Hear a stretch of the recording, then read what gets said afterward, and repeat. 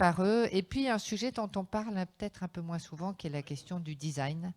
On avait fait un travail sur justement l'utilisation et le modèle économique des aides techniques. Et c'est vrai que la question du design spécifique ou non spécifique était vraiment une question très importante dans cette question de l'innovation.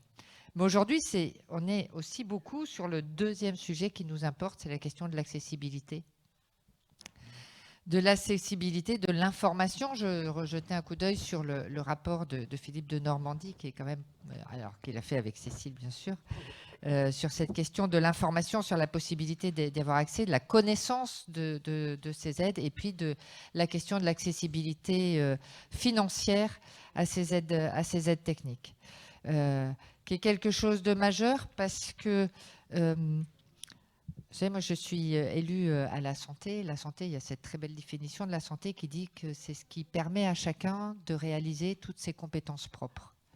C'est pas ne pas être malade, on peut avoir une grave maladie et avoir la santé et être en capacité de se réaliser. J'aime beaucoup cette définition, et sur la question du handicap, de la perte d'autonomie, de la perte d'indépendance, l'aide technique, c'est aussi ce qui peut aider à se réaliser soi-même. Et puis alors sur cette question de TANA, il me semble que c'est complètement en cohérence avec ce que peut faire le Conseil régional et dans plusieurs de nos politiques. Bien sûr, la politique de l'économie circulaire et du traitement, du retraitement ou de l'évitement des déchets, puisqu'on avait un plan régional de prévention et de gestion des déchets qui a été voté en 2019 et qu'on a un élu à la région spécifique sur les déchets. Comment éviter ces déchets? Mais je pense que vous allez en reparler davantage. La deuxième chose, c'est que ce réseau TEANA que vous lancez, il est complètement en accord avec Neoterra. Neoterra, qui est la feuille de route de la région, qui a été lancée il y a maintenant 3 ans et qui vise à transformer toutes les politiques régionales au regard de la lutte contre le réchauffement climatique et pour la biodiversité.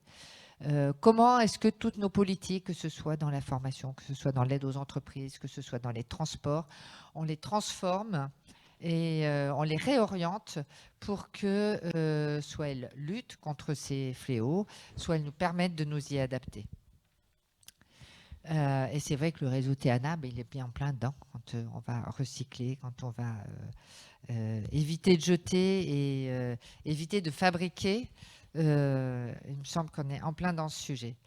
Enfin, troisième politique, c'est la question de... alors, moi, je ne suis pas tellement sur le handicap, mais nous avons maintenant une vice-présidente qui est en charge de la question du handicap à la région. Moi, je travaille plutôt sur l'économie du vieillissement. Et c'est vrai qu'avec le Gérontopole, vous avez un partenaire, d'ailleurs ils sont tous là, vous avez un partenaire qui seront là évident, tout à l'heure pour nous... voilà, et qui vont parler, je pense. Absolument. Vous avez un partenaire de choix pour ce réseau et avec lequel travailler, mais avec les autres partenaires de la région aussi. Et puis enfin, ça marque le partenariat avec l'ADEME, entre l'ADEME et la région Nouvelle-Aquitaine, sur cette question de Neoterra et du nouveau Neoterra sur lequel on est en train de travailler.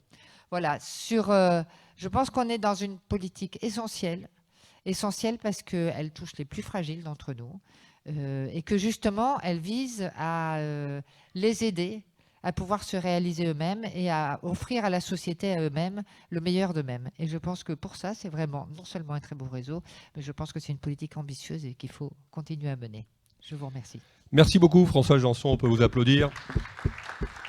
Vice-présidente donc du Conseil régional Nouvelle-Aquitaine chargée de la santé, Silver Economy. On va passer la parole effectivement à votre voisin Emmanuel Béjanin. Vous êtes vous le directeur régional délégué à l'économie circulaire à l'ADEME, rebaptisé, c'est beaucoup plus simple, Agence pour la transition écologique. On est complètement dans l'actualité à la fois dans la région et au niveau mondial avec ce rapport du GIEC. On est dedans avec ce réseau TEANA. Je vous laisse quelques mots de présentation. Merci, bonjour à tous. Je tiens tout d'abord à vous remercier, Madame Janson, pour votre accueil au sein du Conseil régional et remercier de manière plus générale l'ensemble des équipes du Conseil régional qui ont participé et œuvré à à cette journée. On travaille effectivement très bien ensemble sur ce sujet avec les différents services, que ce soit le service économie sociale et solidaire ou le service environnement en charge de la politique économie circulaire. Remerciements également au GIHP et à son directeur, monsieur Parra, et aussi aux personnes qui ont travaillé à l'organisation de cette journée, Madame Bazoul, qui est l'animatrice du réseau, et Madame Courtiot, qui ont fait un travail remarquable pour l'animation de cette journée. Je suis très heureux d'être là, effectivement, car pour cette première réunion de ce réseau TEANA, transition écologique pour l'autonomie en Nouvelle-Aquitaine, tout simplement parce que c'est le point de rencontre entre le secteur médico-social et l'économie circulaire. Alors on va développer dans la matinée le concept, mais la filière régionale de remise en bon état d'usage des aides techniques médicales, qui est en place déjà depuis quelques années, c'est pour moi un très bel exemple d'économie circulaire dans notre région. Pourquoi ? D'une part, parce que c'est une démarche vertueuse à réduire, vous le mentionniez, réduire la production de déchets, non seulement par le changement de comportement des consommateurs, donc on va les aider à travailler sur comment mieux choisir leurs produits, comment penser collaboratif, comment penser échange, partage, don. Et puis c'est aussi une offre très poussée sur ce qu'on appelle RRR, la politique RRR. Alors, derrière l'acronyme, c'est pas très. Vaut mieux parler de réutilisation, réparation et réemploi. Donc c'est les 3 R de l'économie circulaire que l'on met en avant.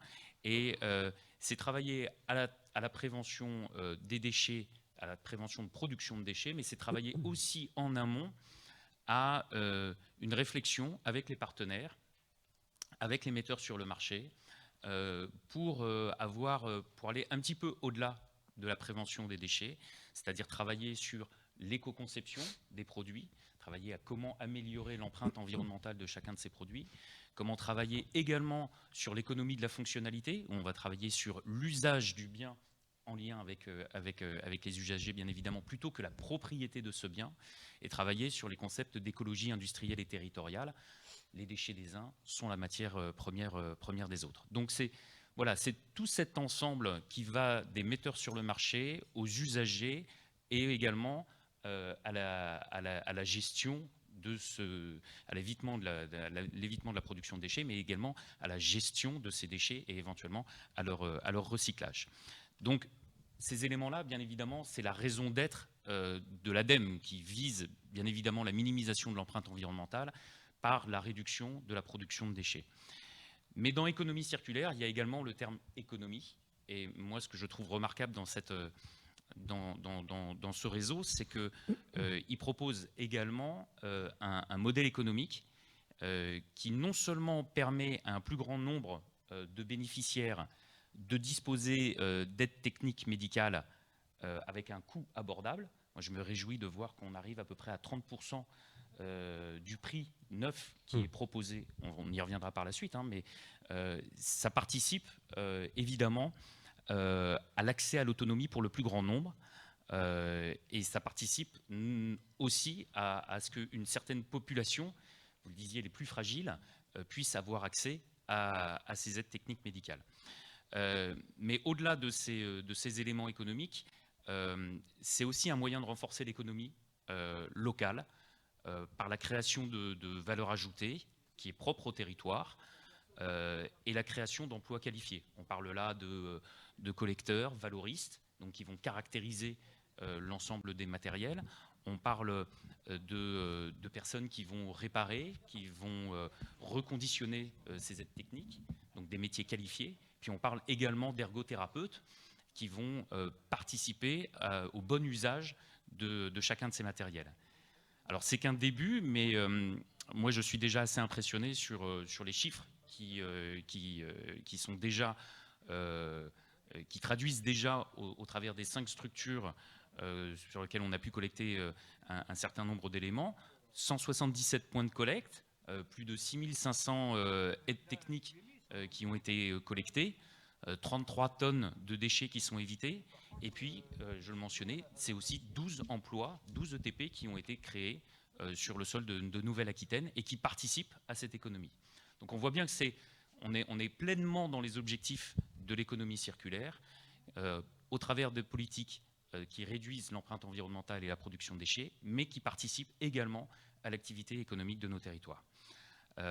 Alors, je ne vais pas détailler le sommaire de la journée. Sinon, on est mort d'entrée de jeu, là. Le timing est contraint. Mais voilà, moi, je suis très fier que nous accompagnions cette filière et on va continuer de l'accompagner. Hier était lancée la nouvelle session de l'appel à projet RRR, donc en lien avec la région. Et on a un volet spécifique sur cet appel à projet qui est dédié aux aides techniques médicales pour qu'on complète le maillage. Parce qu'on a déjà un beau réseau et une filière qui se structure, mais elle n'est pas complètement... le puzzle de la Nouvelle-Aquitaine n'est pas totalement toutes les pièces complet. encore. Ouais, il manque encore quelques pièces. Et puis je suis très fier parce qu'au sein de la direction régionale Nouvelle-Aquitaine, je crois qu'on est une des seules directions régionales à appuyer ce réseau. Et on va continuer à l'appuyer. Et ça, on le doit aussi au sein de l'ADEME, et je tenais à lui rendre hommage, à une personne, Véronique Bernard, qui est juste derrière, qui très vite elle a senti que cette filière recelait en elle tous les attendus de l'économie circulaire, dans ses vocations à la fois environnementales, mais aussi économiques, et surtout sociales et solidaires. Voilà, donc je vous souhaite une très belle journée de travail. Et je vous remercie de votre attention. Et merci à vous, Emmanuel Béjanin, qu'on peut également applaudir. Directeur régional, donc délégué à l'économie circulaire, ici à l'ADEME Nouvelle-Aquitaine. Voilà, merci à tous les deux. Je peux vous libérer. Merci d'avoir ouvert cette journée qui se présente sous les meilleurs auspices, du coup. Voilà, on aura tout à l'heure une table ronde qui va un petit peu réunir à la fois des acteurs et des institutionnels, histoire de faire connaissance avec les attendus des uns et des autres, les propositions aussi de ce qui peut aujourd'hui être financé, pris en charge. Il y aura une pause café juste avant, d'ici quelques dizaines de minutes quand même. On vient juste de commencer. Et puis cet après-midi, des retours d'expérience des divers acteurs là encore. Donc la journée bien chargée. Alors je le répète, ceux qui sont intervenants, si vous pouvez juste garder votre timing en tête, c'est formidable. Autre message de service, il y a cette plateforme d'interactivité Slido que vous avez au regard au verso du programme. En fait, il faut flasher un QR code. Alors c'est assez facile maintenant, il y a des applications sur vos smartphones. Et ça vous permettra de recevoir des sondages express et puis aussi de nous adresser vos questions, j'allais dire en tout anonymat, au fil de cette journée, des questions sur les interventions en cours, pourquoi pas. Nous, on les mettra de côté, on les proposera aux intervenants à l'issue de leurs prestations et de leur présentation. Voilà, ça permettra de créer une sorte d'interactivité. Voilà. Donc ce petit QR code derrière le feuillet du programme qui vous permet d'accéder. C'est même pas une appli, c'est juste un site internet, donc il n'y a rien à télécharger. Vous ne serez pas espionné sur votre smartphone. C'est vraiment juste un accès internet et qui vous permet en toute simplicité à la fois de recevoir les sondages, alors auxquels on vous invite évidemment à répondre, et de nous adresser en échange, si j'ose dire, les questions. Voilà, j'en termine pour cette présentation. On va tout de suite commencer par la première séquence après l'ouverture, la genèse de cette filière en Nouvelle-Aquitaine avec une présentation du réseau Teana. On va appeler Hervé Parra. Vous êtes le directeur du JIHP, vous êtes un petit peu le grand organisateur de cette journée. Disons que vous avez un peu coordonné toutes les forces en présence. Alors je ne sais pas, on peut peut-être prendre une petite lingette pour nettoyer un micro, histoire d'avoir les bons gestes. Hop. On va peut-être passer vite fait. Comme ça. Vraiment, alors celui-là, il est éteint maintenant. Voilà, on fait ça en direct sans filet. Hop. Normalement, ça fonctionne. Voilà, c'est bon pour vous. Hervé Parra, donc je le disais, directeur général du JIHP. On va voir un petit peu avec vous la genèse. Ça part de 2015, donc on est déjà à 7 ans d'existence de ce réseau, mais qui n'avait pas ce nom-là et qui n'avait pas ce contenu-là. Je vous laisse à votre présentation. Merci Emmanuel. Bonjour à tous, enchanté d'être avec vous ici. Madame la vice-présidente Janson, monsieur le directeur régional Benjamin, mesdames et messieurs, on est très heureux de vous avoir parmi nous et de vous accueillir dans cette belle salle du Conseil régional pour cette première journée consacrée à l'économie circulaire des aides techniques et leur juste préconisation via un accompagnement en ergothérapie. Alors cette journée, que la situation sanitaire ne nous a pas permis d'organiser quand nous l'avions souhaité, c'est-à-dire il y a un an, mais ce décalage n'a pas eu que des effets négatifs puisqu'il nous a permis de vous offrir aujourd'hui, comme l'a rappelé Emmanuel Langlois, un programme riche et qui, nous le souhaitons, vous apportera des éléments d'information et surtout de réflexion pour l'avenir de ce que l'on souhaite co-construire ensemble avec vous, à savoir donc un réseau ressources pour toutes les parties prenantes intéressées par cette question de l'économie circulaire des aides techniques et plus largement par la transition écologique pour l'autonomie en Nouvelle-Aquitaine, déclinaison de l'acronyme TANA. Alors, ça doit fonctionner normalement quand j'appuie, mais ça ne fonctionne pas. Sur le bouton. On va voir. Ah voilà, j'y suis. Je n'avais pas appuyé sur le bon. Ah. Voilà, la magie du direct, comme on dit. Rapidement, 2 mots de présentation sur le GIP Aquitaine afin d'expliquer les raisons de notre mobilisation quant à cette thématique. Le GIP Aquitaine, bon, c'est une association qui a 45 ans cette année et qui est une association représentative des personnes adultes atteintes de déficiences motrices, cognitives et sensorielles, personnes qui par conséquent sont en situation régulière de handicap. Et cette représentativité s'incarne dans un conseil d'administration dont les membres sont tous concernés directement par ces questions de déficience et ces situations de handicap. Le GIP Aquitaine était membre et est membre. Ah, il y a un petit bug, j'ai l'impression, sur le...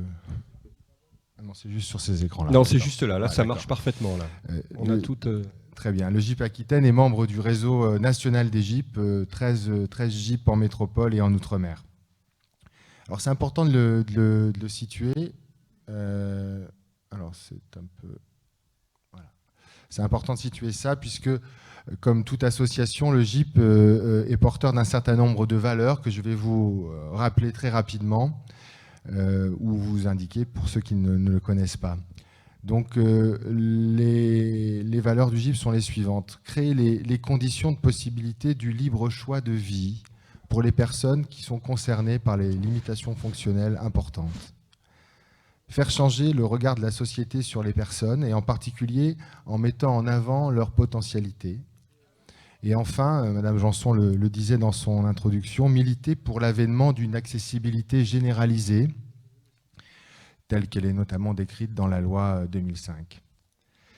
Mais pour compléter cette dimension militante, le GIP Aquitaine, c'est aussi une association gestionnaire. Nous gérons des services médico-sociaux, des services spécialisés dans l'accès au logement, la formation, le maintien dans l'emploi et la compensation technique du handicap. Et c'est là que nous arrivons, je dirais, à... Alors, est-ce que ça fonctionne toujours ? Voilà. À la chronologie un petit peu depuis 2015. Voilà, ouais. À la chronologie. Et donc c'est fort de notre expertise liée à la compensation que naturellement, je dirais, nous nous sommes impliqués dans la filière de l'économie circulaire des aides techniques et vous avez là sur la diapo une genèse de la filière. Je vais l'expliquer très rapidement. Effectivement, en 2015, la CNSA lance un appel à projet et nous y candidatons. Et nous avons la chance d'en être lauréats avec une dizaine d'autres porteurs de projets.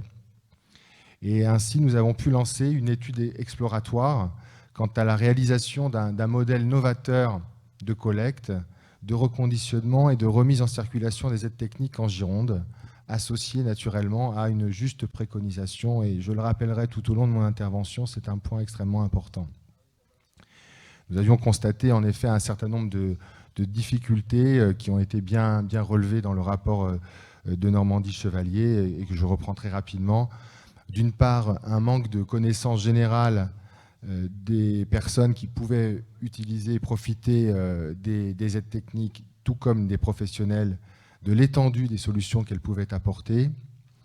Et d'autre part, un défaut méthodologique majeur quant à la prescription de ces aides techniques qui ne favorisaient pas leur accès réel, puisque ce que l'on savait, ce qui ne se pratiquait pas encore de façon aussi importante à l'époque, c'était qu'il n'y avait pas d'accompagnement spécifique lié à cette utilisation des aides techniques, ce qui entraînait un mauvais usage, voire même un non-usage des aides techniques qui étaient acquises.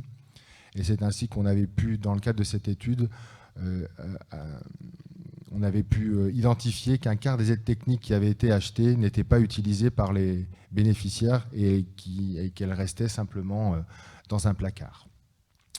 Ainsi, en 2017-2018, soutenu par la conférence des financeurs de la prévention de la perte d'autonomie, nous avons créé et lancé l'expérimentation Recyclotech en Gironde.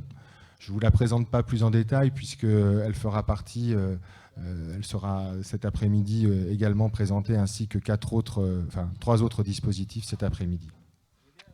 Parallèlement à cette expérimentation girondine, nous avons essaimé, soit à la demande, soit en proposant à divers départements d'effectuer des missions de diagnostic territorial et d'études de faisabilité quant à la création d'un dispositif d'économie circulaire des aides techniques sur leur territoire. Ainsi, ce qu'on peut retenir à l'époque, c'était la volonté des exécutifs départementaux d'impliquer les acteurs qui étaient déjà présents dans leur territoire pour ces nouveaux projets, et non pas d'imposer, je dirais, un modèle qui serait simplement dupliqué sans prendre en compte les forces en présence. Et là aussi, ça rejoint ce que disait le directeur de l'ADEME du côté de la création et de la dynamisation du tissu socio-économique des territoires. Nous avons réalisé plusieurs études dans l'ensemble de l'ex-Aquitaine, mais également dans d'autres départements, ce qui nous a permis, en 2019, en échangeant avec l'ADEME et la région, qui ont tout à fait, comme l'ont rappelé Madame Janson et Monsieur Benjamin tout à l'heure, pris la mesure de l'importance de cette nouvelle filière, de développer un observatoire régional autour de l'économie circulaire des aides techniques. Cet observatoire qui aujourd'hui a vocation à devenir donc un réseau, le réseau TEANA, et on y reviendra tout à l'heure. J'ajoute qu'en 2020, la loi AGEC relative à la lutte contre le gaspillage et à l'économie circulaire est venue créditer, s'il le fallait encore, cette démarche autour de l'économie circulaire des aides techniques. Alors, où en est-on aujourd'hui en Nouvelle-Aquitaine ? À part le lancement et la transformation de l'observatoire en un réseau, où en est-on en Nouvelle-Aquitaine du point de vue des acteurs? C'est la diapo suivante, normalement. Voilà. Donc, je vous propose cette petite carte rapidement. Je regarde le temps et je vois qu'il faut que je me dépêche. Voilà, c'est beaucoup mieux en grand. Voilà. Donc, voilà où nous en sommes aujourd'hui en Nouvelle-Aquitaine. Donc, les différents opérateurs en termes de dispositifs de réemploi des aides techniques. Nous avons 10 départements qui se sont emparés de cette orientation. Tous n'ont pas, je dirais, le même niveau de maturité. Certains sont pleinement en activité, d'autres sont encore à l'objet d'une étude de faisabilité. Et enfin, vous voyez deux autres départements. Deux zones blanches. Voilà, la Corrèze et les Landes, pour lesquels il n'y a pas encore de dynamique pour le moment, mais ça va venir. Ça va venir, exactement. Donc, convaincu que nous sommes du bien fondé de cette démarche, notre objectif, comme on vient de le dire un petit peu en plaisantant, c'est d'avoir une couverture régionale complète et que chaque territoire puisse disposer d'un acteur départemental dédié au réemploi des aides techniques et à la juste préconisation, comme je le disais tout à l'heure. Alors, comme vous l'avez vu également sur le programme, 4 de ces dispositifs de réemploi avec chacun leur propre modèle et leur spécificité vous seront présentés plus tard dans la journée. Cet après-midi, absolument. Alors, j'essaie de changer de diapo. Voilà. Alors voilà, la diapo est un petit peu dense, simplement pour vous expliquer que si au départ les missions de l'Observatoire étaient vraiment orientées sur justement l'observation, l'accompagnement et la promotion de l'économie circulaire des aides techniques, petit à petit ce champ s'est élargi et ainsi d'autres acteurs qui sont présents dans la salle et qui interviendront dans la journée ont trouvé un intérêt à cette démarche et plus largement sont concernés par les enjeux relatifs à la transition écologique. Alors je veux parler de l'Agence de développement et d'innovation en Nouvelle-Aquitaine, du Gérontopole et du groupement de coopération sanitaire relatif aux achats en santé. Donc à partir de là, c'est vraiment confirmer notre volonté de transformer l'Observatoire en un réseau qui naturellement poursuivra les premières missions de l'Observatoire, à savoir observer les dispositifs de réemploi, les accompagner naturellement sur leur territoire et en faire la promotion, comme c'est le cas aujourd'hui, mais qui de surcroît a pour ambition d'endosser un rôle de fédération, de fédérateur des acteurs et des partenaires de la filière. Ainsi, l'idée de notre réseau TEANA, c'est de créer un lieu de rencontre, et comme on dit un peu pompeusement parfois, mais je crois que ça a quand même du sens, de synergie entre les acteurs de l'économie circulaire et de l'économie sociale et solidaire, et ceux du médico-social et du sanitaire. Il s'agira de travailler ensemble sur la thématique des aides techniques et plus largement sur l'intégration de la dimension de la transition écologique relativement aux questions liées à l'autonomie.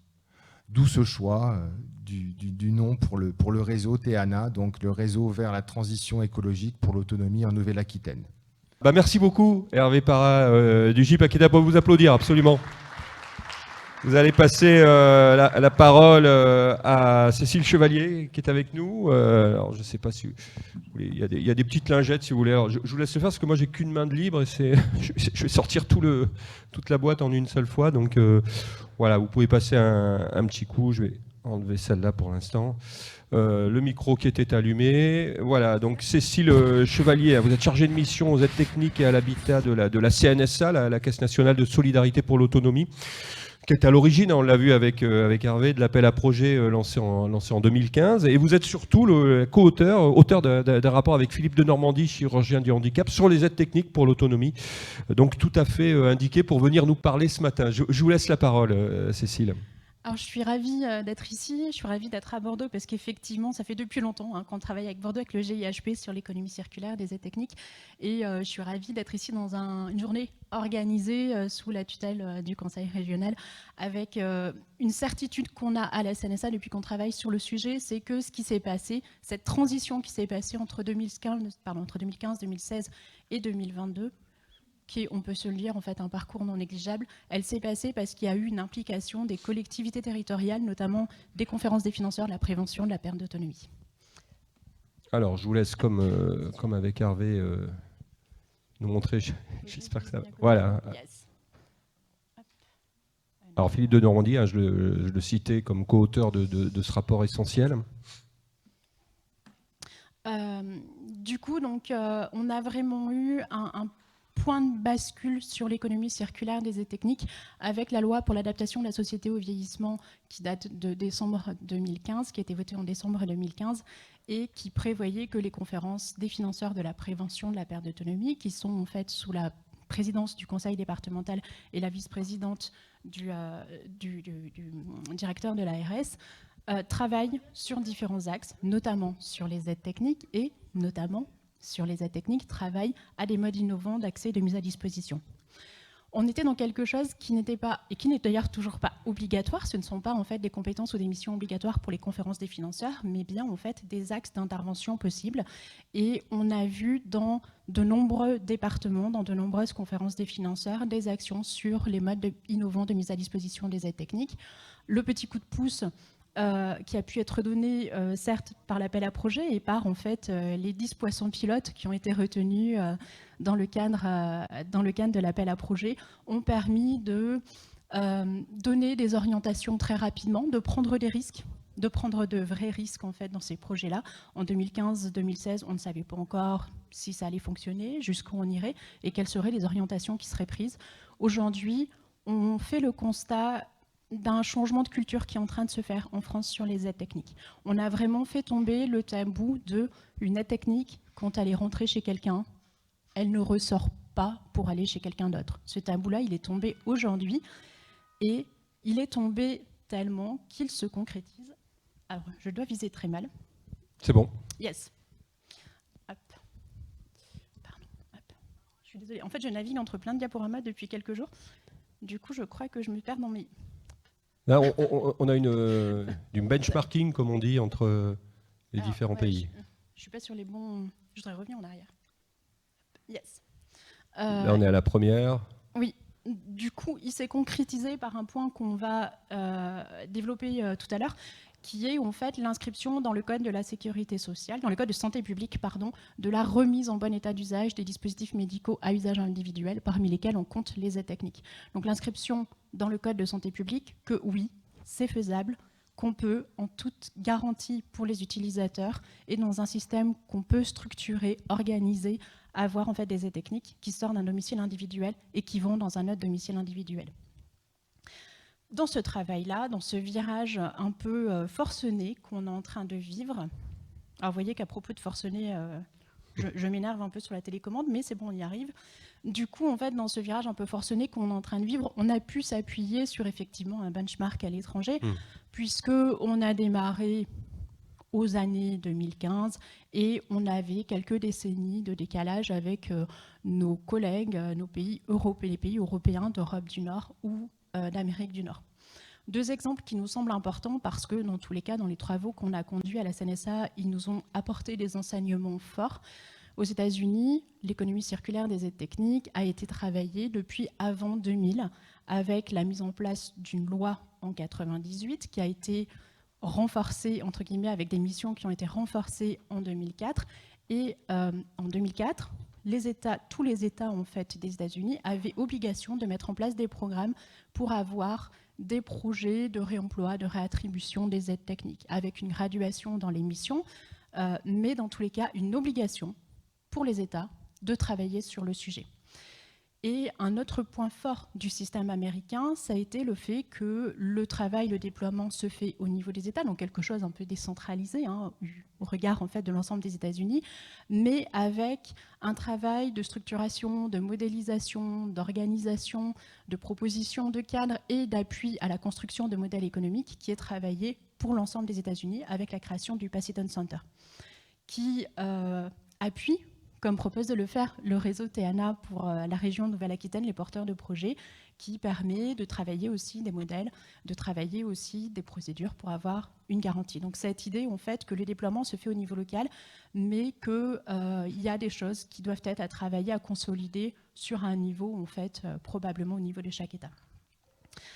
Et au Québec, une étude fort intéressante qui nous montre que dans les centres fauteuils roulants, hein, qui travaillent en fait sur l'économie de la fonctionnalité des fauteuils roulants, puisque ceux-ci sont propriété de la Régie d'assurance maladie du Québec et mis à disposition gracieusement aux utilisateurs après vérification de critères d'éligibilité.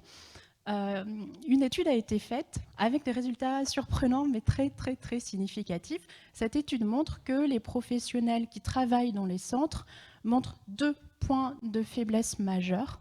Le fait que la collecte n'est pas toujours structurée, le fait qu'il n'y ait pas toujours d'incitation à la collecte, et du coup cette idée qu'une partie du gisement est probablement perdue. Et puis un autre point qui concerne la garantie, la responsabilité. Comment les fauteuils roulants sont réparés, quelles sont en fait l'ensemble des procédures qui sont faites sur les fauteuils roulants pour assurer la pleine garantie, les pleines performances pour l'utilisateur suivant. Et s'il y a un problème, qui est responsable ? Qui est juridiquement responsable en cas de problème sur un fauteuil roulant qui a été attribué après être passé dans les centres fauteuils roulants. Et cette même étude a interrogé aussi les bénéficiaires de ces centres, les utilisateurs des fauteuils roulants, mais aussi les ergothérapeutes qui sont à l'extérieur des centres et qui accompagnent en fait les bénéficiaires. Et là, les résultats sont d'une grande satisfaction par rapport à la qualité des matériels et par rapport à la qualité des services.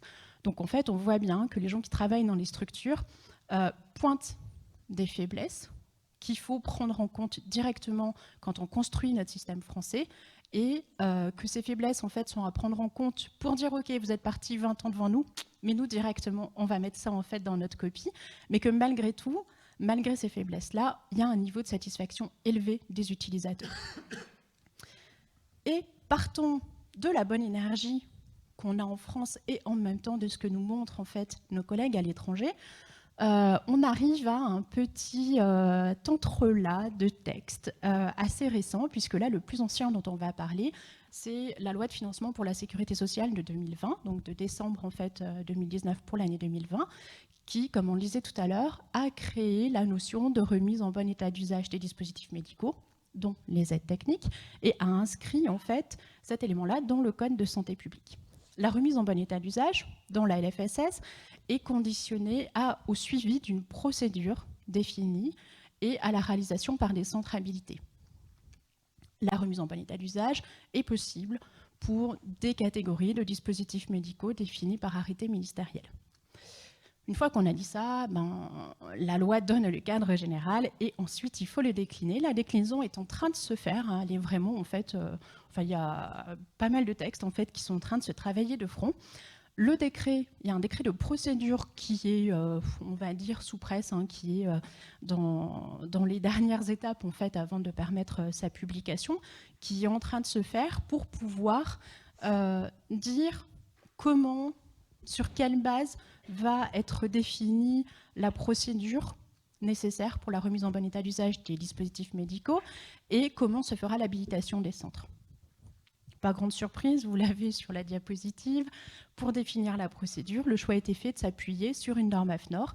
L'avantage de la norme AFNOR, c'est qu'elle permet la pluralité de regard, elle permet de confronter les positions et elle est, je reprends votre mot, co-construite, largement co-construite.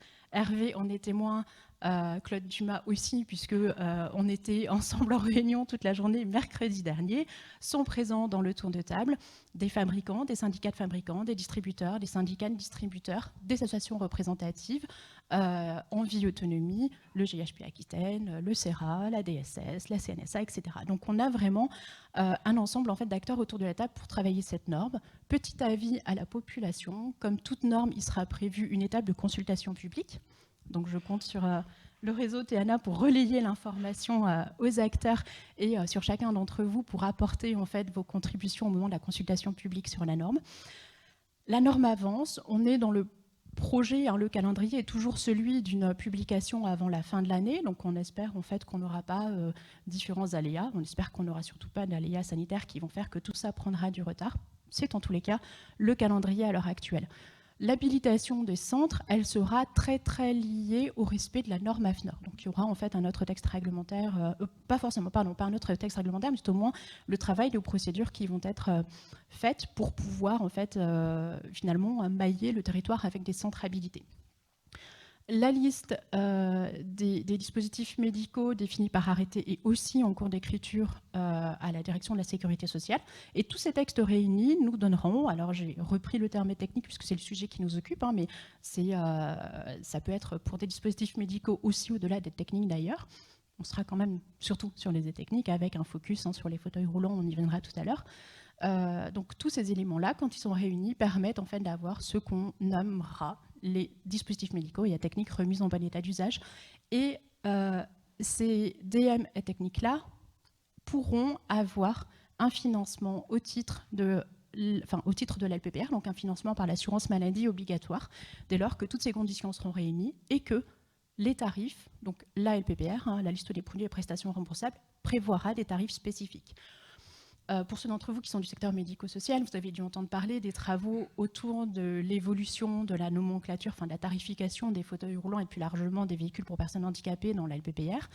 Il y a beaucoup de choses qui changent dans cette nomenclature, mais il y a notamment le fait que, vous le voyez dans le texte public, l'avis de projet qui a été publié en septembre dernier, le fait que les fauteuils roulants, des catégories de fauteuils roulants remises en bon état d'usage, sont prévus dans la LPPR, ce qui signifie que quand ces travaux auront abouti, on aura la possibilité d'avoir des financements, des remboursements par l'assurance maladie de fauteuils roulants remis en bon état d'usage. Donc là, en fait, les travaux sur les VHP sont aussi en cours de négociation. Vous allez dire, mais tout est en train d'être travaillé. Oui, c'est un immense chantier. En fait, ça veut dire, c'est un immense chantier partout. Et puis après, autre élément en fait à noter, c'est que depuis sa création, il est possible de financer des aides techniques non neuves dans le cadre de la prestation de compensation du handicap. Et bien entendu, il s'agira de s'assurer que tout ça reste possible à l'avenir. Petite question, Cécile Chevalier, c'est dur d'intervenir, mais c'est passionnant. Une question, justement, grâce à l'appli au site Slido. Qui compose la CFPPA dont vous avez parlé? Est-ce que vous pouvez nous en dire deux mots, petit encadré sur le sujet? Alors j'ai mieux que ça. Ah. Je vais me rebattre avec la télécommande. Alors en fait, je vais trahir un secret, mais en fait, tout se passe là-bas. Parce que vu le champ, alors il faut que vous fassiez un signe et Greta. Okay, et, ça va aller beaucoup mieux alors. Voilà, vous faites un signe de la main, vous touchez plus à la télécommande et ça va super bien se passer. Donc sur la diapositive précédente, en fait, on recule d'un cran, c'est ça. On remonte encore un peu. On remonte encore une fois. J'imagine que les diaporamas seront mis à disposition en fait à l'issue de la réunion. Je pense qu'il y aura un lien. C'est voilà. aussi une des questions posées, mais on trouvera un lien pour les mettre à disposition, absolument. Donc il n'y a aucun souci en fait pour que ce soit mis à disposition et vous trouverez en fait un document qui porte extrêmement bien son nom. Il s'appelle un cahier pédagogique en fait, et il y en a un qui est sur les CFPPA, donc les conférences des financeurs de la prévention de la perte d'autonomie, en 18 pages, format A5, 20 minutes de lecture. Vous avez compris l'essentiel de la CFPPA. En gros, la CFPPA, c'est le rassemblement de différents acteurs qui ont des actions et ont des financements orientés vers la prévention de la perte d'autonomie pour les personnes de 60 ans et plus. Elles sont mises en place à l'échelle des départements et rassemblent des acteurs départementaux et des acteurs au niveau, on va dire, des anciennes, des nouvelles régions, puisqu'on va avoir le conseil départemental, on va avoir, comme on l'a dit tout à l'heure, l'ARS, on va avoir aussi les CARSAT et on va avoir d'autres acteurs comme l'ANA, comme la mutualité française. Alors, on ne dit plus mutualité française aujourd'hui, il me semble, mais dans tous les cas, mutualité française, le terme que vous retrouverez dans le cahier pédagogique, et puis la GIRCARCO ou les collectivités territoriales comme des comités de communes ou des métropoles, par exemple. D'accord, donc petit encadré. Je vous laisse. Alors, il faut avancer de combien là pour revenir de 2 ou 3 là, voilà. Hop. Après la dernière diapo, en fait, elle a été passée. C'est juste pour pour que vous soyez sûr de retrouver le texte de ce qu'il y a dans le PLFSS. Donc c'était juste pour le texte et le lien en fait. Donc il y a pas. D'accord. Donc là, il y en a plus. Ah, vous avez terminé? Ah bah. C'est formidable. Bon, même pas, parce qu'on avait même dit jusqu'à 11h, je crois, hein, si je me suis pas trop... petite question, là, vous avez parlé du Canada, du Québec et des États-Unis. C'est vraiment cette partie du monde qui est la plus avancée? Il n'y a pas eu d'exemples en Europe qui vous ont inspiré? Alors, on peut revenir sur la même diapo. Ah, en fait, ouais, elle a, en fait, celle où il y avait les liens sur le cahier pédagogique, en fait, CFPPA. En fait, à la suite de l'appel à projet, on a fait des travaux, en fait, de publication, de consolidation, en fait, des travaux. Donc, on revient en arrière d'une diapo. Et du coup, dans l'encadré, le contraste n'est peut-être pas extraordinaire, je m'en excuse. Vous avez en fait sur la deuxième puce en fait dans l'encadré les liens en fait vers des publications qui ont été faites ensuite de l'appel à projet économie circulaire des aides techniques. Vous y retrouverez notamment une revue de littérature dans laquelle moi j'ai appris beaucoup de choses en fait sur la question de la prévention des déchets, puisque c'était des modèles de prévention des déchets qui ont été utilisés pour justement rapprocher, avoir en fait un autre abord de l'économie, de l'organisation en fait, des aides techniques que celui qu'on a habituellement.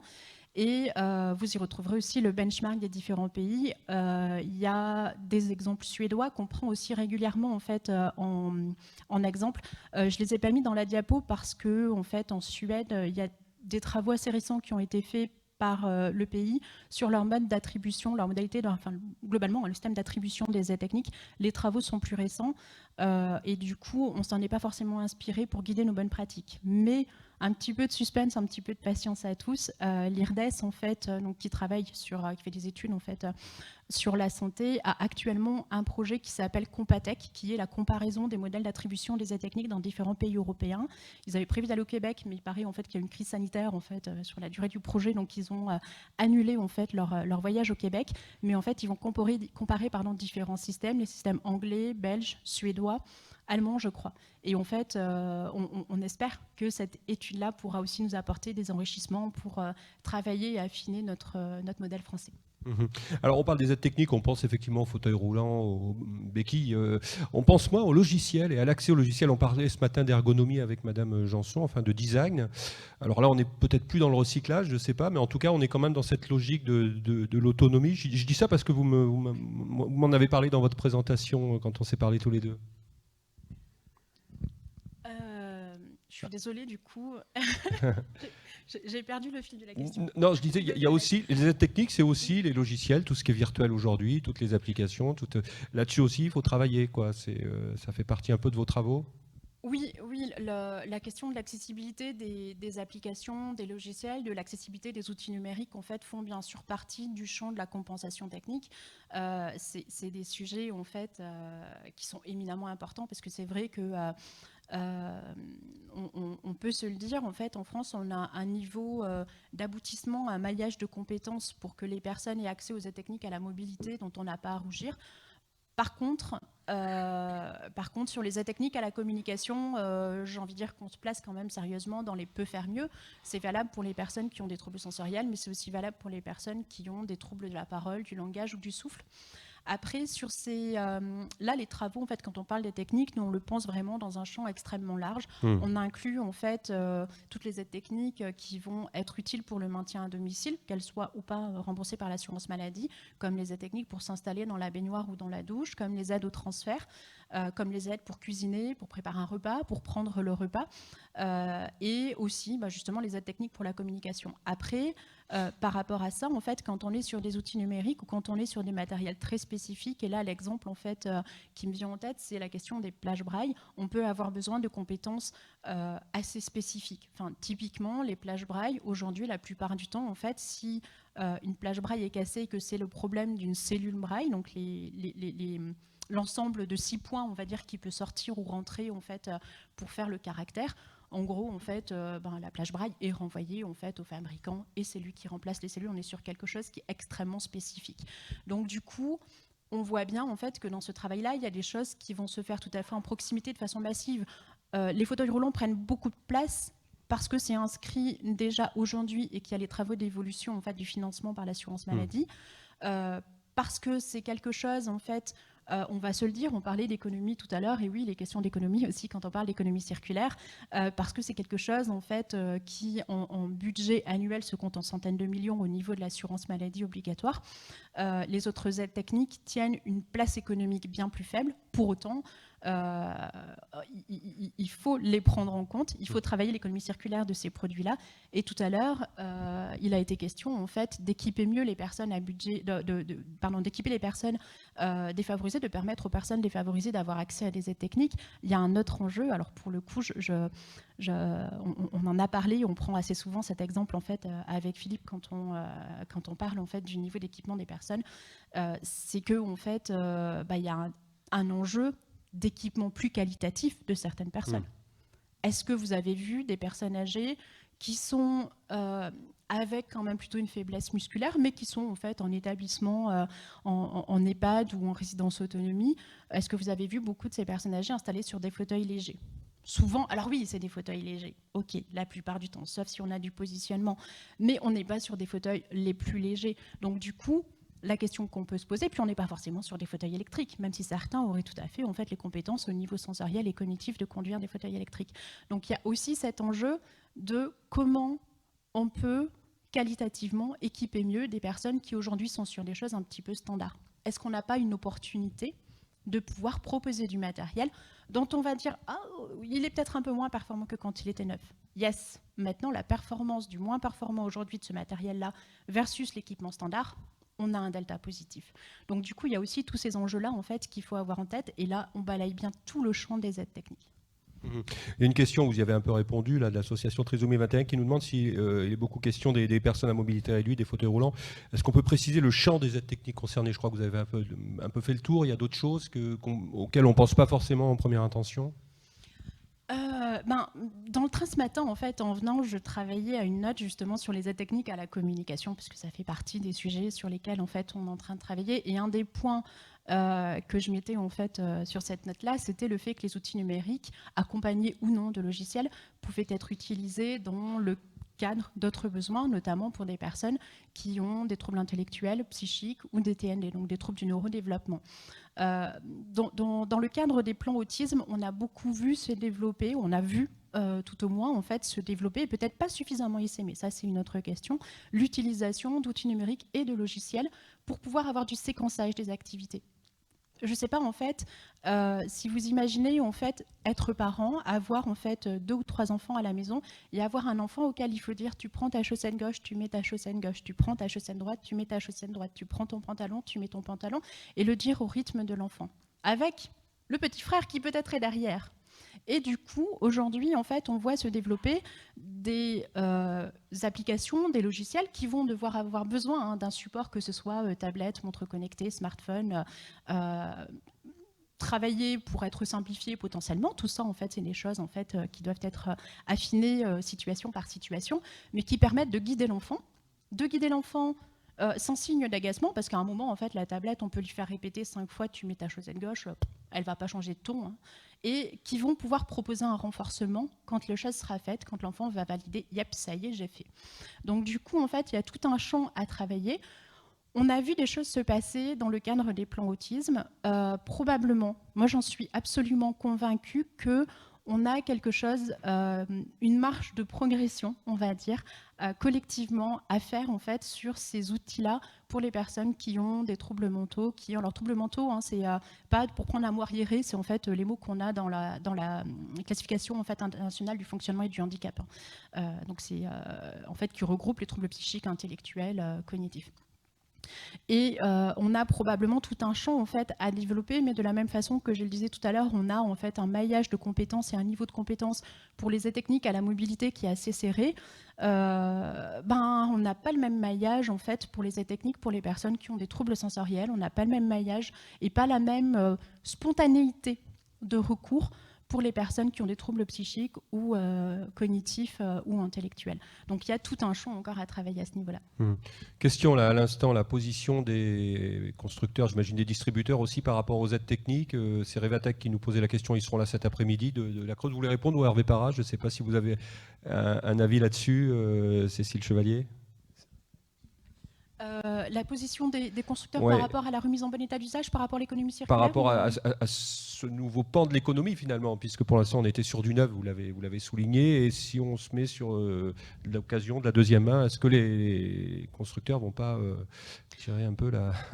Alors la question qu'on peut commencer par poser, c'est est-ce qu'on parle en fait des fabricants comme un ensemble homogène, ou est-ce qu'on parle en fait des fabricants en fonction en fait du type des techniques qu'ils fabriquent, en fonction en fait type des techniques qu'ils fabriquent par catégorie des techniques, hein, par objectif de compensation, mais aussi type des techniques. Est-ce qu'on est plutôt sur de l'entrée de gamme largement distribuée, ou est-ce qu'on est plutôt sur des aides techniques assez sophistiquées, relativement onéreuses?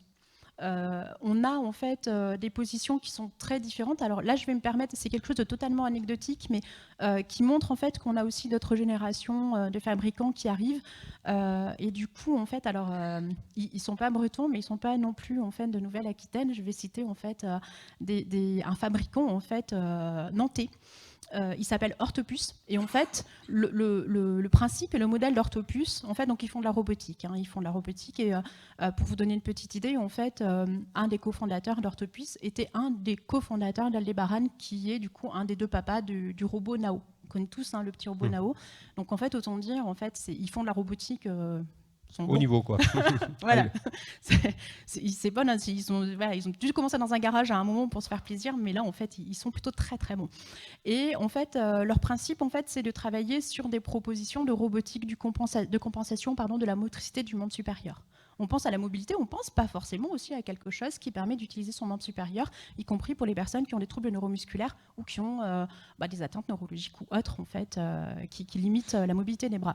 Et eux, leur modèle, en fait, c'est de dire, on fait du développement parce que en fait, c'est dans leur ADN et qu'ils n'en font pas, ils risquent de s'ennuyer, mais surtout, ils utilisent et ils combinent des briques technologiques déjà existantes pour avoir de la production qui soit à des prix qui soient raisonnables, et ils font de l'innovation graduelle. Ils commencent par un truc avec ce qui coûte cher en fait dans la robotique compensation moins sub, c'est les moteurs. Ils font un truc où ils commencent par mettre un moteur, une articulation, puis après ils vont développer notre produit au fur et à mesure, mais en essayant en fait de rester sur un équilibre où ils continuent à exister et où en même temps ils arrivent en fait à financer leur recherche et développement et à pousser en fait les produits sur le marché. C'est quelque chose qui n'est pas très compliqué parce qu'il nous explique, hein, quand on arrive avec nouvelle technologie, mais par contre, nouvelle technologie robotique, mais par contre les bénéfices ne seront pas à 2 chiffres, la croissance ne sera pas. Donc du coup, ils disent que c'est un petit peu compliqué de faire des levées de fonds, que c'est un peu compliqué parce que les investisseurs qui sont attirés par robotique, nouvelle technologie, ont du mal à appréhender en fait, cette nouvelle façon de faire. Mais Orthopus, en fait, est un des exemples de fabricants sur lesquels, en fait, les mots-clés sont rationalisation des coûts de conception et de fabrication et de distribution et transparence sur la construction des coûts. Donc on voit bien en fait qu'on a des acteurs différents. Après, de là à dire que tous les fabricants sont emballés par ce qui se met en place, je pense qu'il faut imaginer en fait que ce changement de culture extrêmement rapide qui se fait demande aussi pour eux de réinventer en fait un modèle économique et qu'il ne s'agit pas de le faire en face à face, mais de voir comment en fait on peut travailler le virage ensemble. Une personne insiste sur la liste des aides concernées. Alors, on verra la question, mais en gros, c'est ça. Ça n'a pas été assez précis. Vous avez d'autres choses décidément. La liste des aides concernées par la remise en bon état d'usage. Je serais bien en peine pour vous la donner. Elle n'est peut-être pas tout à fait close. Oui, et clairement, elle est en train d'être travaillée. Enfin, d'accord.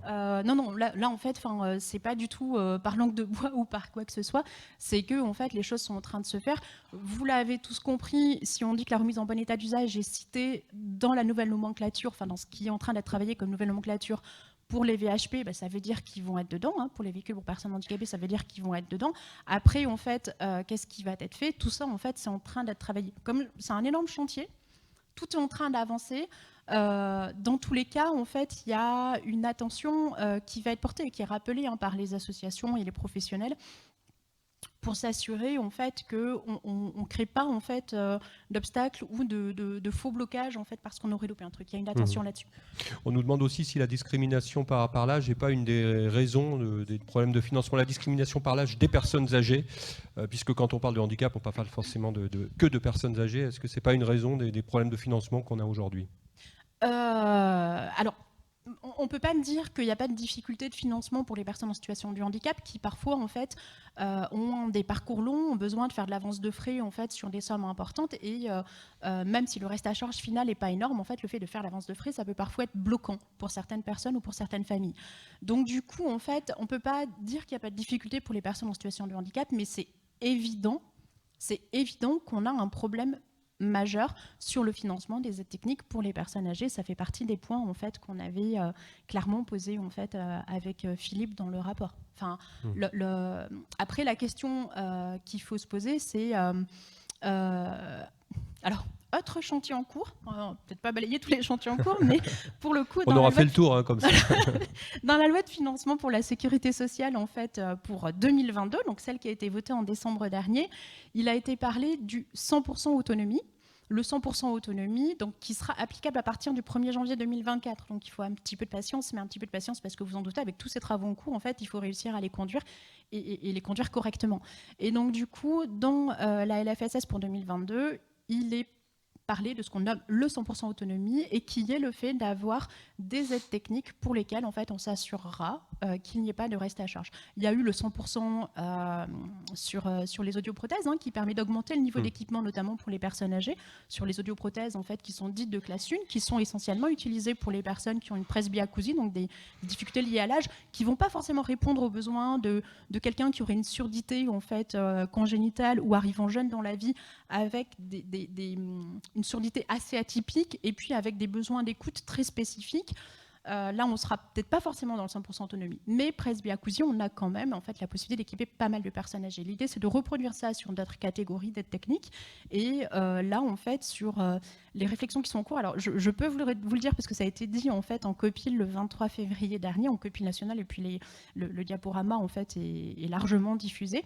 Là, en fait, la réflexion qui est en cours, c'est de pouvoir en fait proposer un questionnaire qui soit diffusé largement auprès des professionnels, auprès des utilisateurs, auprès des proches, pour voir quelles seraient les catégories d'aides techniques qui seraient les plus opportunes de rentrer dans la LPPR. Si on entre les choses dans la LPPR, là pour le coup, on est pour l'ensemble des assurés sociaux, quel que soit l'âge, sauf restrictions spécifiques prévues dans la LPPR.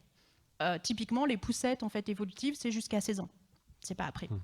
Mais du coup, l'idée en fait, d'avoir des aides techniques qui entrent dans la LPPR, qui soient du coup remboursement de droit commun, on voit bien qu'on abolit cette barrière liée à l'âge qui effectivement est de plus en plus compliquée à avoir. Alors des questions qui insistent sur la position des distributeurs. Vous n'avez sans doute pas été assez clair là-dessus, ou alors ils sont pas. Est-ce que vous avez réussi à les embarquer? Est-ce que vous avez réussi à les convaincre un petit peu d'aller avec vous? On a bien senti qu'il y avait un changement de culture, hein, mais est-ce que il est contraint et forcé et qu'ils vont traîner des pieds pour le suivre, ou vous sentez quand même que voilà, c'est le sens de l'histoire? Alors, j'ai envie de dire, en fait, c'est pas marqué dans la question. Non, mais elle était juste avant. Est-ce que vous avez réussi, en fait, à les embarquer? Pour le coup, en fait, je reviens un petit peu sur ce qui a été dit, sur ce que je disais en introduction, c'est que si on en est là aujourd'hui, c'est parce qu'il y a des choses qui sont passées sur les territoires, qu'il y a des choses qui sont passées, en fait, au niveau local, avec un ancrage, avec des gens qui se connaissent et avec beaucoup de pragmatisme. Très clairement, si on reste au niveau du débat d'idées, qui est pour, qui est contre, à un moment, on voit à peu près comment les choses vont se faire. À part qu'on sait que sur les terrains, les choses, en fait, sont rarement tout noir ou tout blanc. Enfin, tout noir ou tout blanche, du moins. Et du coup, qu'est-ce qui pourra faire que les choses tournent? Ce sera aussi quel est le niveau de vigilance des préconisateurs et des prescripteurs pour dire, yep, là, en fait, c'est peut-être pas de l'achat neuf qu'il nous faut. Ce sera aussi, bien sûr, les utilisateurs eux-mêmes qui vont dire, mais en fait, moi, le truc, c'est pas pour une utilisation quotidienne, j'ai pas besoin, en fait, d'un truc neuf s'il y a quelque chose qui est en bon état et qui est pas neuf qui m'est proposé. Donc, du coup, là-dessus, je pense que si on reste uniquement au niveau du débat d'idées, uniquement au niveau de c'est quoi les discussions au niveau national, on peut, de façon assez classique, se retrouver avec plus de clivage que ce qui existe sur le terrain. Donc, du coup, les choses se feront aussi parce que dans certains territoires, et je pense à la Sarthe, alors c'est un département dans lequel en fait il y a des choses très très belles qui se passent en fait sur le sujet. Au niveau de la Sarthe, en fait, il y a un dispositif. Ah, il n'y a plus de piles. Vous avez trop parlé. Le quota est... celui-là doit marcher. Non, allez-y, hein, il y en a encore plus, alors vous inquiétez pas. Et donc du coup, au niveau du dispositif dans la Sarthe, en fait, les prestataires en fait, assurent le stockage, la remise en bon état d'usage, stockage avant, remise en bon état d'usage et stockage après en fait, des aides techniques. On est sur un petit territoire, hein, la Sarthe, hein, avec un petit territoire plutôt rural. Et en fait, les choses en fait, sont en train de se faire. Et là où au début, il n'y avait peut-être pas beaucoup de distributeurs en fait, partenaires, aujourd'hui, parce que les choses se sont faites dans la discussion, en fait, ça tourne bien et c'est valable sur l'ensemble du département. Donc en fait, aujourd'hui, présupposé de qui seront les centres habilités pour faire de la remise en bon état d'usage, présupposé de ce que seront les circuits de distribution de ces aides techniques remise en bon état d'usage, présupposé des prestations que pourront proposer ces centres habilités aussi aux établissements et services médico-sociaux pour leur parc d'aides techniques, les fameuses, hein, qui sont dans les salles en sous-sol, c'est trop tôt pour le faire. Mais dans tous les cas, si on veut pointer les clivages, les difficultés à relier les points de vue au niveau national, oui, on peut dire en fait qu'il y a encore beaucoup à faire. Mais franchement, c'est pas par là en fait qu'on va continuer le changement de culture. Allez, dernière question sur le sujet. Est-ce qu'il ne faut pas distinguer les fabricants et les distributeurs de matériel, donc qui ne fabriquent pas en France, voilà, le Made in France appliqué à ces aides techniques? Qu'est-ce que vous en pensez? Alors, j'ai du mal à comprendre si la question porte sur la distinction entre fabricants et distributeurs ou entre fabricants qui sont présents sur le territoire français et fabricants qui sont à l'étranger. C'est à la fois des distributeurs donc, qui ne fabriquent pas et des fabricants qui fabriquent à l'étranger. C'est un peu le... clairement, en fait, entre fabricants et distributeurs, ils auront tous les deux, en fait, ces deux groupes d'acteurs-là auront en fait, à faire évoluer leur modèle économique et ils ne vont pas le faire sur les mêmes choses. C'est évident. Les forces, les sujets en fait, qui seront les leurs demain ne seront pas les mêmes. Donc c'est évident en fait, que les réorientations, les réflexions stratégiques en fait, du côté des fabricants ne doivent pas être identiques à celles qui existent du côté des distributeurs. Après, est-ce qu'il faut les distinguer? Si on est en fait, dans une réflexion stratégique en fait, des modèles économiques de ces groupes d'acteurs, probablement, parce que les enjeux, les circuits actuels et les circuits de demain ne sont pas les mêmes. Est-ce que en fait, il faut que ces deux types d'acteurs soient embarqués pour qu'on avance? Oui, probablement. Travailler sur l'éco-conception, c'est l'étape après la remise en bon état d'usage. C'est évidemment nécessaire. Ça se fera plus avec les fabricants qu'avec les distributeurs. Et peut-être que ça se fera plus avec les fabricants en France que les fabricants en fait qui sont à l'étranger. Quoique, on peut peut-être avoir des fabricants européens qui sont Oui, déjà européen, avancés. ça, d'accord. Merci Cécile. Une question pour vous que j'ai vu passer, Hervé Parra. On a parlé de la Nouvelle-Aquitaine, du maillage du départ de la région. Qu'est-ce qu'il en est des autres régions en France? Alors là, pareil, question de benchmark en bon français dans le texte. Vous êtes allé voir ailleurs ce qui se passait, si c'est mieux, moins bien? Quand on dit qu'est-ce que c'est la phrase? Quand on se regarde, on se fait peur. Quand on se compare, on se rassure, c'est ça? Un peu, oui, effectivement. Je pense que la Nouvelle-Aquitaine a tout à fait, comme je le disais tout à l'heure, été innovante comment dire, en avance de phase, exactement, comme souffle Cécile fort justement. Il y a d'autres territoires en France et d'autres départements qui se sont intéressés et qu'on a pu accompagner également sur, comme je le disais tout à l'heure, sur ces projets-là, mais rien n'est autant structuré à ma connaissance. Et je vois que Cécile Lopine-Duchef, elle est bien placée aussi au niveau national pour avoir une vision justement un peu systémique. Rien n'est aussi avancé que là où on en est aujourd'hui en Nouvelle-Aquitaine. Et comme le disait tout à l'heure Cécile, c'est bien aussi parce que tous les acteurs régionaux se sont saisis et ont perçu la pertinence de ce projet autour de l'économie circulaire des aides techniques, qu'on a pu aujourd'hui en arriver à un résultat comme celui-là. Et en même temps, il faut aussi le dire, les choses sont en construction. Il n'y a pas complètement de stabilisation des modèles économiques, puisque notamment on est en attente de ce décret qui viendra pour partie Cet été? voilà, Ça, ouais. cet été, c'est ce qui est annoncé, mais il a longtemps été annoncé pour les mois à venir. Donc, nous croisons les doigts et nous touchons du bois pour qu'effectivement sa parution soit effective au mois de juillet. Mais il est certain qu'il y a encore des incertitudes et ceci explique aussi pourquoi, je pense, pour certaines collectivités ou certains territoires, il est plus difficile de se saisir de ce projet puisque comme on est sur un défrichage d'un terrain nouveau, mais il faut assumer, je dirais, la prise de risque et au-delà de l'intérêt qui a pu se manifester. Et puis je dirais enfin, pour terminer, que certains territoires sont plus ou moins, ont plus ou moins les moyens. On peut avoir un département où notamment on va avoir une population vieillissante, mais un bassin de population et des ressources mobilisables qui vont être peut-être insuffisantes pour se lancer dans une aventure comme celle-ci. Donc c'est ça aussi qui fait l'intérêt, je pense, de ces projets, c'est qu'il y a encore beaucoup de choses à construire et à stabiliser. Je pensais à l'Île-de-France, par exemple, qui est vraiment urbain. Vous êtes allé voir un peu ce qui se passait là-bas et s'il y a des initiatives qui peuvent être inspirantes. Enfin, non, ça.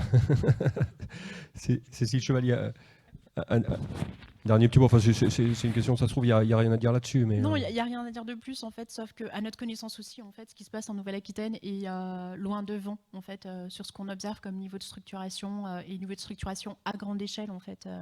Par rapport à d'autres régions. Après, chaque région on dit toujours qu'on a les avantages de ses inconvénients. En Ile-de-France, il peut y avoir des choses en fait très pratico-pratiques qui font qu'à un moment, des gens en fait disposer d'un espace en fait d'un local, ça devient plus compliqué et pour le coup, en fait, peut-être que des territoires variés avec des départements contrastés comme on a en Nouvelle-Aquitaine, en fait, ça permet justement d'expérimenter différents modèles et puis de les voir s'affiner, se consolider réciproquement. Mais clairement, on n'a pas vision, en fait. Alors, très concrètement, hier soir, il y avait un webinaire en fait sur la PACA qui était plutôt confidentiel et on voit en fait qu'on n'a pas du tout en fait autant de dispositifs qu'un maillage en fait aussi conséquent que celui qui a été présenté par Hervé sur la Nouvelle-Aquitaine. Dernière question de Revatech, la norme AFNOR, pour qui, pour quand là c'est pareil, c'est bien malin celui. On rappelle quand même qu'il y a une élection majeure qui va se dérouler dans quelques jours, et qui pourrait un peu retarder, avancer, enfin chambouler le planning. Pour le coup, sur les textes réglementaires, on peut imaginer en fait que les élections, en fait, textes réglementaires, et puis après, sur les élections présidentielles, et puis après, donc il y aura aussi les élections législatives. Donc là, en fait, on voit bien effectivement qu'il peut y avoir un moment en fait où la construction des lois et des règlements en fait va avoir des calendriers en fait qui vont se contracter ou se dilater. Le travail de la norme en fait, il n'est pas directement lié à la publication en fait des décrets, donc il peut se poursuivre en fait élection ou pas élection.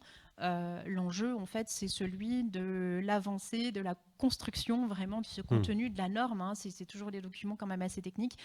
On reste en fait sur un objectif de publication avant la fin de l'année et puis après il faudra laisser aussi un petit peu de latence pour pouvoir voir la labellisation des centres. Allez, autre question rapide, est-ce qu'il faut créer un centre de formation spécifique pour les professionnels? Est-ce que ça vous paraît quelque chose à ajouter à l'arsenal existant déjà? C'est une excellente question et la question des compétences à associer, à garantir en fait dans les centres labellisés fait partie des sujets de discussion du groupe de travail. On ne va pas forcément dire beaucoup plus parce que on ne peut pas trop dévoiler ce qui est dit dans la norme, mais là en fait, en tout cas si la réflexion sur les compétences à avoir pour les techniciens ou globalement en fait sur les centres, ça fait bien sûr partie des réflexions du groupe AFNOR.